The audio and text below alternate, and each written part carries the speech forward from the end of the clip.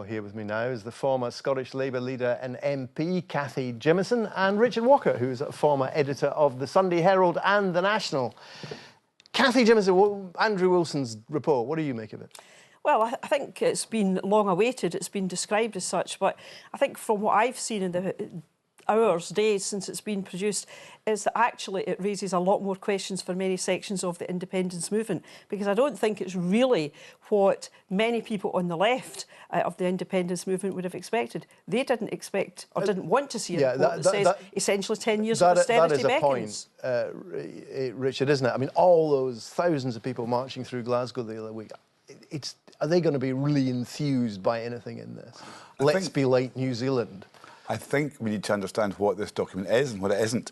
The document isn't a vision of what independence should be. It's not, this is why we should vote for independence, because that's not the thing, as you said earlier on, that fires people up. It's not the thing that gets people marching through the streets.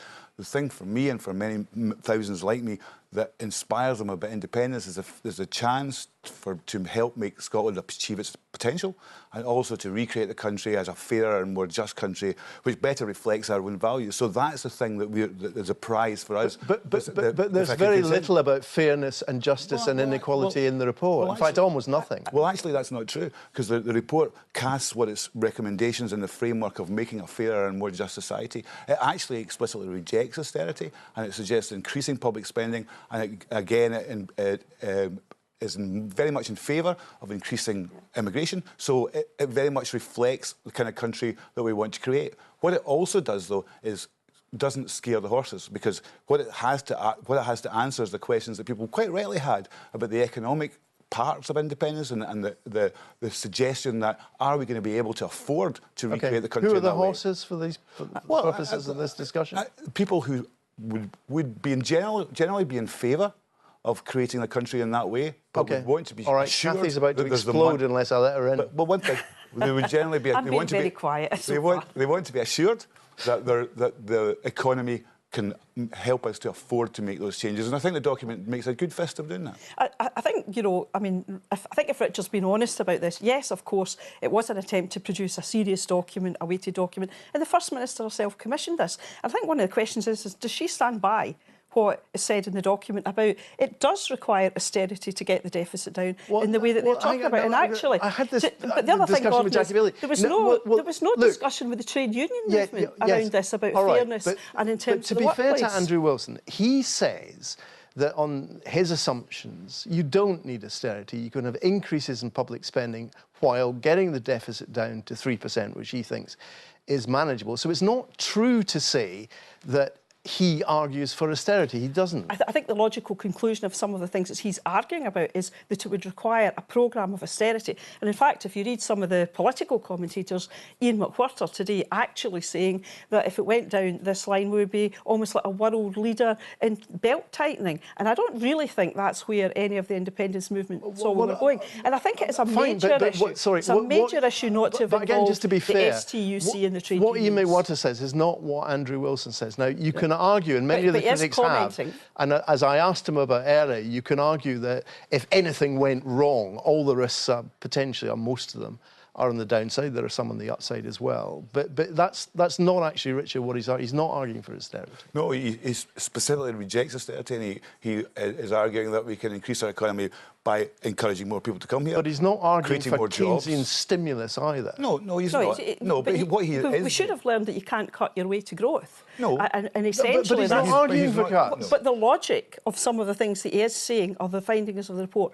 would lead to austerity measures in order to get the deficit to where they want it to be. No, because he suggests alternative ways of raising money, and suggesting, for instance, that we create jobs, and therefore the jobs that are created to help us run the country will increase tax take, and therefore that will help us. Yeah, but that's what people who like stimulus always say. You don't have to be. You don't have to be in independent Scotland for that. No, but it doesn't make it any less true.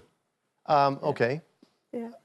What do you make of some of the countries that we are supposed to compare ourselves to? There are three that he picks out: Denmark, New Zealand and Finland. Yeah. I think, again, if you look at what, some of the kind of social policies in places like the Scandinavian countries, people would look at those and say, yes, those are perhaps the things we would aspire to. However, they also have to understand that that means a taxation system which has to be able to reflect that level of expenditure. And I don't think this report really picks up on that in the same way. And I think Jackie Bailey outlined as well, if you're looking at some of the other countries, Singapore, Hong Kong, New Zealand as well, you know, in terms of the economic agenda there is not necessarily the same as the Scandinavian countries. So you can't really have your cake and eat it. I think there's a bit of the report which is clearly trying to address where there were concerns about the independence argument in 2014. But it's almost like trying to answer those questions without really looking forward to how Richard, we take it. There are also problems with some of these comparators. I mean, Finland had a terrible time of it because it was over-dependent on Nokia, the phone company, which has declined dramatically. It may have good ideas for technology clusters, but whether the Finnish economy is really a model you'd want to follow. I mean, similarly with Denmark, it had a bad time during the financial crash, and again, it's recovering quite slowly. It's not quite clear why Andrew's places that he wants to emulate are places that anyone would want to. And of course, the political effects in these countries is they both have quite right-wing governments, and they're both very anti precisely the immigration that Andrew wants. Well, yes, there are some problems with those countries, but he's not suggesting replicating exactly what those countries did. He's suggesting quite reasonably, let's look at best practice in different countries, let's look at what they're doing right, and let's learn lessons from what they're doing right. Clearly, they're not doing everything right, so let's not emulate them entirely. Let's not seek to replicate the Denmark economy here, because that's clearly not going to work. But they have good ideas. They have some social policies that we would support and benefit from. Nearly out of time, so you got 2 sentences. I don't think this really reignites the independence debate in a way that the nationalists on the left would want. And actually now we're in a situation where the Labour Party is offering alternatives on industrial strategy and policy. Quick thought, maybe Nicola Sturgeon doesn't want to reignite the independence debate, would be the cynical view. It would be the wrong view, because she's placed this at the heart of the reignition of the whole argument, and I think it does a good job of doing that. It's not the whole argument, but it's a good start. Out of time. Thank you both very much indeed. So that's all we have this week.